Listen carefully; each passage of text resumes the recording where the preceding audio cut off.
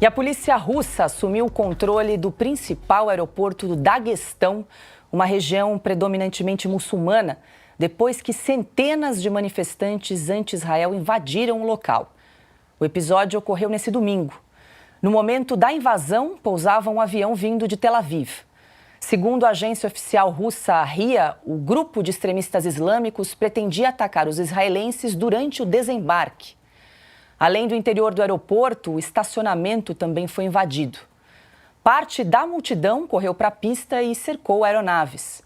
Antes de entrar no terminal, vários manifestantes em busca de cidadãos israelenses também tentaram verificar os passaportes das pessoas que saíam do aeroporto.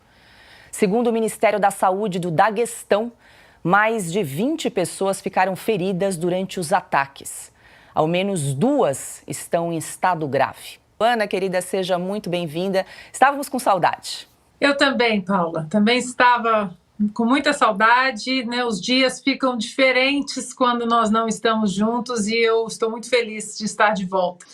Paula, nós que sempre passamos, né, os amantes da história, eu sou uma dessas pessoas, eu posso me debruçar em livros de história e ficar ali por horas, documentários, nas TVs, e sempre que voltamos às páginas do Holocausto, da ascensão de Hitler, a gente sempre se pergunta como aquilo aconteceu, como um ditador sanguinário, um genocida com uma mente perturbada, demoníaca, como aquele homem teve tanto poder para dizimar, para matar judeus, para exterminar judeus. E aí é inacreditável que em 2023 nossa geração pode ver essas cenas e fazer uma relação triste com a barbárie que foi o regime nazista. Nós estamos em 2023 vendo como o mundo está doente, perseguindo judeus mais uma vez, depois de tudo documentado sobre o período nefasto do regime nazista, covarde, vil.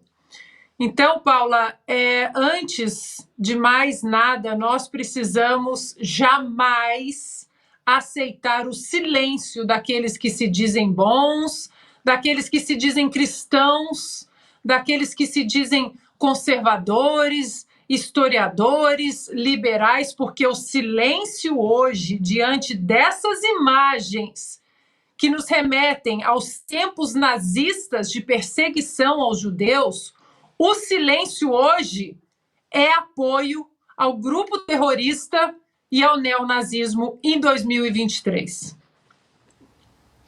Paulo Eduardo Martins, seja muito bem-vindo, boa noite. Então, em relação a esse episódio preocupante aí no aeroporto do Daguestão, Paulo, o Ministério de Assuntos Internos russo informou que 60 pessoas, maioria muçulmana, foram presas, então, nesse episódio que ocorreu ontem. E vale lembrar para a nossa audiência, quem nos acompanha, que não está muito familiarizado, né, com o Daguestão, que fica na região do Cáucaso, é uma república que faz parte, então, da Federação Russa, abriga cerca de 3 milhões de habitantes, composta, então, majoritariamente por muçulmanos, que correspondem a 83% da população do Daguestão, uma situação muito grave e preocupante que ocorreu ontem no aeroporto do Daguestão. Boa noite, Paulo. Boa noite, Paula. Boa noite, Ana Paula. Seja bem-vinda. É bom estar contigo novamente. Boa noite, Carlos. Boa noite, Silvio. Olha, eu fiquei enojado, assustado, fiquei nervoso ao ver aquelas imagens, né, de pessoas reunidas no aeroporto com ânimo de caçar outras pessoas pelo simples fato de eles serem judeus ou serem cidadãos de Israel, enfim, com ânimo de matar. Depois de tudo que nós já vimos nos últimos anos, que a humanidade já atravessou, de todas as cenas horrorosas, o resultado da Segunda Guerra Mundial e da perseguição aos judeus na Alemanha nazista, na Europa, né, pelos nazistas, a gente se deparar com esse tipo de cena. Talvez, Paula, a gente esteja superdimensionando, ou melhor, né, dimensionando de forma menor ainda, o que aconteceu na Segunda Guerra e o seu resultado. Para a história, um período de 50 anos, 40 anos é nada. 80 anos não é nada. Se a gente pegar um livro de história que vai falar sobre Império Romano e tal, as guerras púnicas, que foram as guerras de Roma contra Cartago, abrangem ali um pedaço de mais ou menos 120 anos.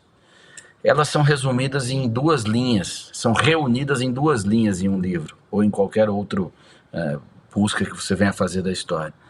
A gente pode estar diante da mesma coisa. A Segunda Guerra pode não ter acabado, pelo menos do ponto de vista da perseguição aos judeus. Nós estamos há 80 anos daquilo que aconteceu, e aí está tudo isso acontecendo novamente. Ou seja, será que parou? Será que esse sentimento antissemita, essa vontade de eliminar os judeus da face da terra, ela não estava apenas adormecida, se reorganizando, esperando uma nova oportunidade para poder voltar a agir e voltar a cumprir o seu objetivo, que é o genocídio étnico? É o que parece.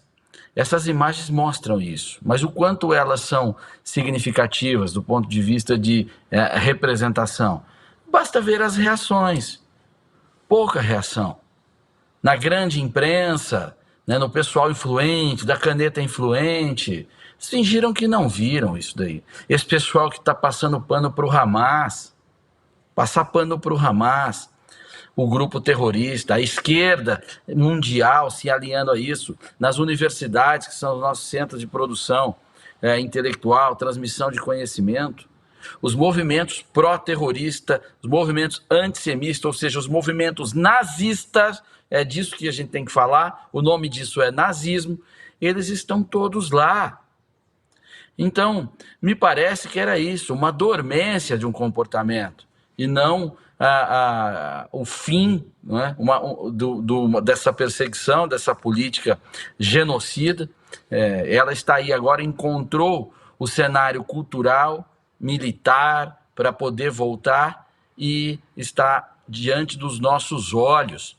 O casamento de socialismo com antissemitismo chama-se nazismo. A gente tem que dar o nome às coisas, chamar as coisas do que elas são. Essa gente é nazista.